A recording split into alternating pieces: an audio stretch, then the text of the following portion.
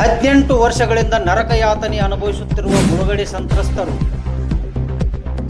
6 ದಿನಗಳಿಂದ ಧರಣಿ. ಅಧಿಕಾರಿಗಳ ಭರವಸೆ ಮಾತ್ರ, ಪರಿಹಾರ ಇನ್ನೂ ಮರೀಚಿಕೆ. ಧರಣಿ ಸ್ಥಳದತ್ತ ಸುಳಿಯದ ಹಾಲಿ ಮತ್ತು ಮಾಜಿ ಜನಪ್ರತಿನಿಧಿಗಳು. ಸಮಸ್ತ ಕರ್ನಾಟಕದ ಜನತೆಗೆ ಕನ್ಸ್ಯೂಮರ್ ಭಾರತ್ ನ್ಯೂಸ್ಗೆ ಸ್ವಾಗತ. ನಾನು ಎಂ.ಆರ್. ತಳಗೇರಿ.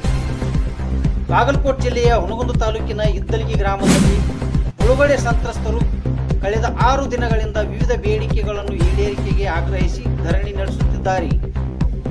2007ರಲ್ಲಿ ನಾರಾಯಣಪುರ ಹಿನ್ನೀರು ಮತ್ತು ಮಲಪ್ರಭೆ ನದಿಯ ಪ್ರವಾಹದಿಂದ ಮನೆ ಹಾಗೂ ಜಮೀನು ಕಳೆದುಕೊಂಡ ಸಂತ್ರಸ್ತರು ಕಳೆದ 18 ವರ್ಷಗಳಿಂದ ತಾತ್ಕಾಲಿಕ ಶೆಡ್ಗಳಲ್ಲಿ ಬದುಕು ಸಾಗಿಸುತ್ತಿದ್ದಾರೆ.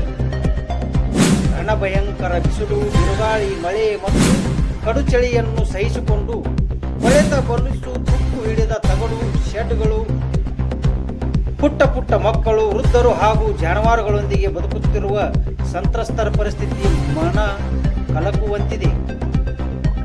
ತಮ್ಮ ಹಕ್ಕುಗಳಿಗಾಗಿ ಇದೀಗ ಸಂತ್ರಸ್ತರು ಬೀದಿಗಿಳಿದು ಧರಣಿ ಆರಂಭಿಸಿದ್ದು, ಶೆಡ್ ಪುನರ್ ನಿರ್ಮಾಣ, 2ನೇ ಹಂತದ ಪರಿಹಾರದ ಹಣ ಹಾಗೂ 4 ಗುಂಟೆ ನಿವೇಶನ ನೀಡುವಂತೆ ಒತ್ತಾಯಿಸುತ್ತಿದ್ದಾರೆ.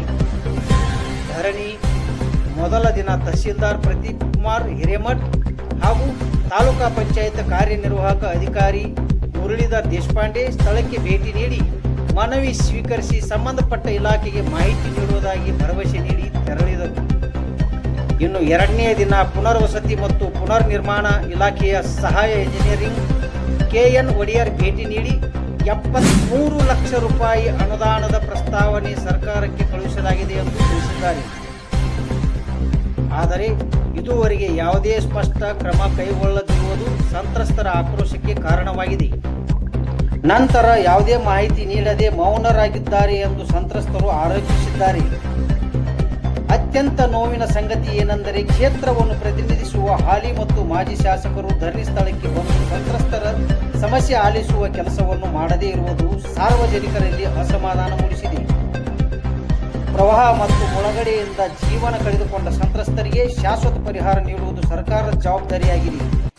ಜನರ ನೋವಿಗೆ ಸ್ಪಂದಿಸುವ ಕೆಲಸ ಅಧಿಕಾರಿಗಳು ಹಾಗೂ ಜನಪ್ರತಿನಿಧಿಗಳು ಆಗಬೇಕಿದೆ. ಇಂತಹ ದುರ್ಸ್ಥಿತಿ ಇನ್ನೂ ಯಾವ ಕುಟುಂಬಕ್ಕೂ ಎದುರಾಗದಂತೆ ತಕ್ಷಣ ಸೂಕ್ತ ಕ್ರಮ ಕೈಗೊಳ್ಳಬೇಕೆಂದು ಸಾರ್ವಜನಿಕರು ಆಗ್ರಹಿಸುತ್ತಿದ್ದಾರೆ. ಇನ್ನಷ್ಟು ನಿಖರ ಮತ್ತು ತಾಜಾ ಸುದ್ದಿಗಳಿಗಾಗಿ ನೋಡ್ತಾ ಇರಿ ಕನ್ಸ್ಯೂಮರ್ ಭಾರತ್ ನ್ಯೂಸ್. ನಮಸ್ಕಾರ. ಸರ್ಕಾರಕ್ಕೆ